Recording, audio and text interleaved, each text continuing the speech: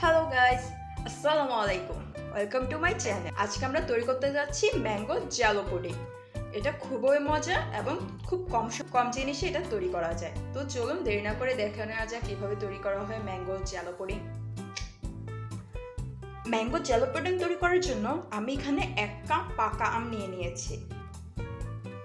এখানে 3 table spoon আমি চিনি নিয়েছি। আপনারা চাইলে চিনিটা বাড়িয়ে অথবা কমিয়ে নিতে পারেন। আমরা চিনি একটু কম খাই, এই কারণে আমি চিনিটা একটু কম নিয়েছি। এখানে আমি হাফ কাপের থেকে একটু বেশি দুধ নিয়ে নিয়েছি। আর জেলিটা তৈরি করার জন্য আমি এখানে আগার ইউজ করছি 1 টেবিল স্পুন।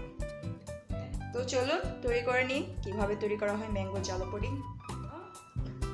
জ্যালো পুডিং তৈরি করার জন্য আমরা আমগুলোকে প্রথমে ব্লেন্ড করে নেব, কারণ আমরা একটা ব্লেন্ডার মেশিন নিয়েছি, এখানে আমগুলো দিয়ে দিচ্ছি।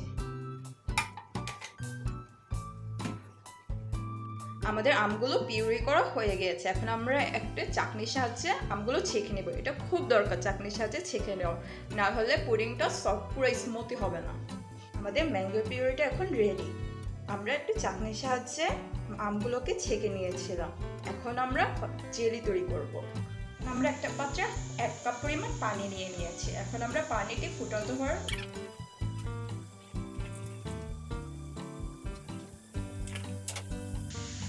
আমাদের পানিটি এখন ফুটিয়ে গেছে। এখন আমরা এখানে যে চিনি নিয়েছিলাম 3 টেবিল স্পুন, সেখান থেকে 1 টেবিল স্পুন চিনি এখানে দিয়ে দিচ্ছি।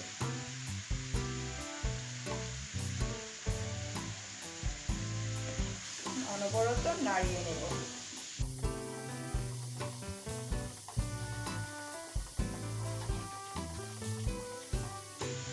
এখন আমরা একটু সামান্য পরিমাণ ইয়েলো ফুড কালারটা অ্যাড করে দিচ্ছি।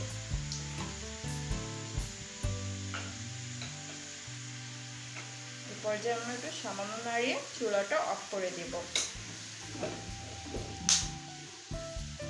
আমরা পাত্রটা এখন চুলা থেকে নামিয়ে নিয়েছি। এখন এই পর্যায়ে আমরা এখানে আগার ইউজ করব। এখানে আমি 1 টেবিল স্পুনের পরিমাণও খুব কম আগার নিয়েছি। ভালো করে নাড়িয়ে দিতে হবে।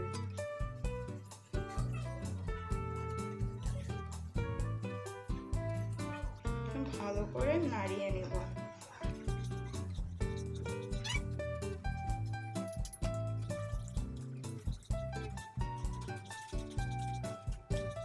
তিনটা পাত্রের মধ্যে জেলিগুলো নিয়ে নিয়েছি। এখন আমি এগুলো সেট করার জন্য রেখে দিব। এগুলো আমরা রুম টেম্পারেচারে নর্মাল করব, বরফ ফ্রিজে রাখা যাবে না। এখন আমরা পুডিংয়ের অংশটা তৈরি করব। এর কারণে আমরা ফার্স্ট একটা প্যানের মধ্যে জাল নিয়ে নিচ্ছি। এখানে আমরা যে হাফ কাপ পরিমাণ দুধ নিয়েছি এগুলো সব ঢেলে দেব। আমরা দুধটাকে জাল দিয়ে ঘন করে নিব। দুধটাতে বলে চলে এসেছে। এই পর্যায়ে আমরা এখানে আমাদের চিনিগুলো অ্যাড করে দিব।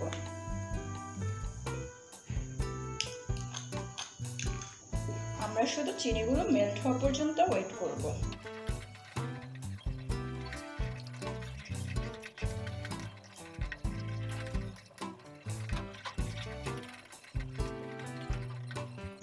এখন আমরা এখানে আমাদের ম্যাঙ্গো পিউরিগুলো অ্যাড করে দিব।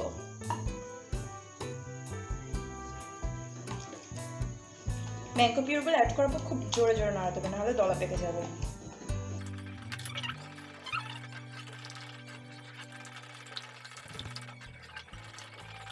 এখন এখানে আমরা আগার ইউজ করব। এখানে আমি 1 চামচের পরিমাণ আগার দিয়েছি।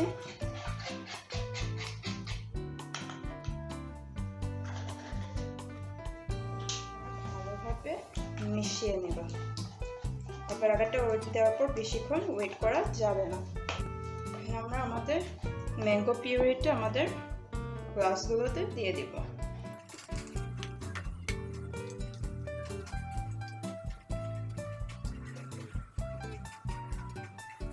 এখন আমাদের ম্যাঙ্গো জ্যালো পুডিংটা সেট হওয়ার জন্য আমরা সাইডে রেখে দিচ্ছি।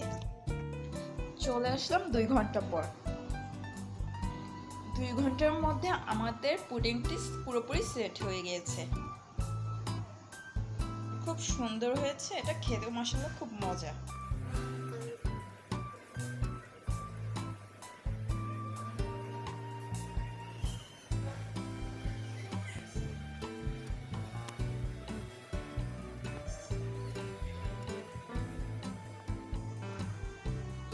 এখন আমরা একটি বাটির মধ্যে সার্ভ করে নেব।